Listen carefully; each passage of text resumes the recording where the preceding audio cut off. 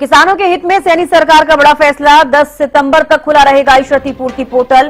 फसल नुकसान की जानकारी दर्ज करवा सकेंगे किसान। अब तक कुल 38,286 किसानों ने फसल क्षति का दावा किया दर्ज।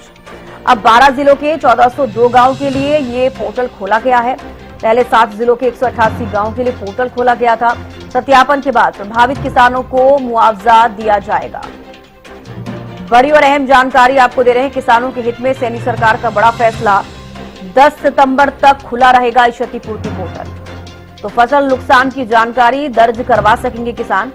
किसी भी वजह से अगर फसल नुकसान हुआ है, चाहे वो जलभराव हो, चाहे वो बारिश हो, तो उसके लिए अगर फसल खराब हुई है, इसी के चलते ये क्षतिपूर्ति पोर्टल जो है खोला गया। वैसे में 10 सितंबर तक खुला रहेगा क्षतिपूर्ति पोर्टल। फसल नुकसान की जानकारी किसान जो है यहां पर दर्ज करवा सकते हैं। और किसानों के हित में सैनी सरकार ने एक बड़ा फैसला लिया है। अब तक कुल 38,286 किसानों ने फसल क्षति का दावा दर्ज किया है। तो अब 12 जिलों के लिए 1402 गांव के लिए ये क्षतिपूर्ति पोर्टल खोला गया है। 10 सितंबर तक इसमें सभी जानकारी दे सकते हैं। पहले 7 जिलों के 188 गांव के लिए पोर्टल खोला गया था।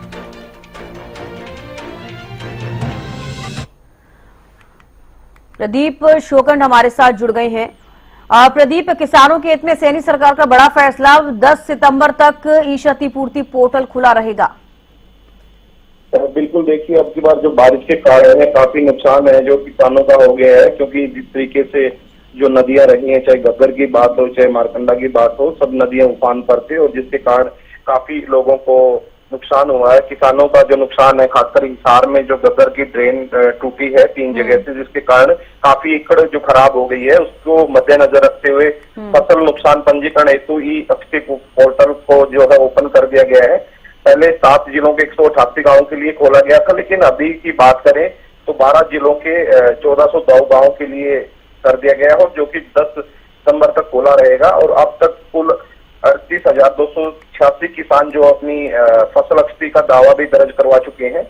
और इसके बाद का जो दायरा बाद में बढ़ाया गया और इनमें से रोहतक के 41 गांव हैं, हिसार के 86, चरखी दादरी के 34, पलवल के 59, सिरसा के 6, भिवानी के 43, रेवाड़ी के 7, कुरुक्षेत्र के 75, यमुनानगर के 600, यानी कि सभी गांव हैं। यमुनानगर की बात की जाए तो पलवल के 59 और सिरसा के 6, भिवानी के 43 और जज्जर के 266 गांव, सभी गांव जज्जर और यमुनानगर की बात की जाए तो लगभग सभी गांव में नुकसान है। इसलिए आपको ये देखा गया है कि किस तरीके से जहां जहां नुकसान है उसके अकॉर्डिंग ये पोर्टल खोला गया है, ताकि जो किसानों को बहुत ज्यादा नुकसान हुआ है उसकी भरपाई की जा सके। बिल्कुल, आपने प्रदीप जानकारी दी कि इससे पहले भी क्षतिपूर्ति पोर्टल खोला गया और कई जिलों के जो किसान हैं उन्होंने अपनी अपनी जानकारियां दी हैं अगर किसी को नुकसान हुआ है। लेकिन मैं मुआवजे का जिक्र करना चाहूंगी कि अभी तक किसानों को मुआवजा मिला है या फिर जब ये पूरी प्रक्रिया हो जाएगी उसके बाद ही, सत्यापन के बाद ही किसानों को मुआवजा दिया जाएगा?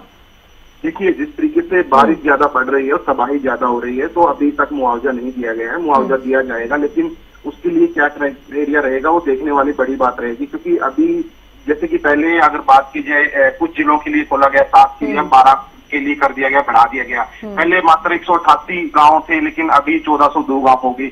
हो सकता है क्योंकि देखिए जिस तरीके से निरंतर बारिश बढ़ रही है, अगर बात की जाए अगस्त में माना जा रहा था कि अब की बार 145.5 जो है औसतन बारिश होगी, लेकिन 188.1 हो गई है, यानी कि 43 के नियर अबाउट कह सकते हैं कि ज्यादा अब की बार बारिश बढ़ी है, तो जिसके कारण फसलें काफी खराब हो गई हैं। तो अभी कह सकते हैं कि अभी पोर्टल के अंदर और भी गांवों को सम्मिलित किया जा सकता है, क्योंकि अभी बारिश रुकने का नाम नहीं ले रही है।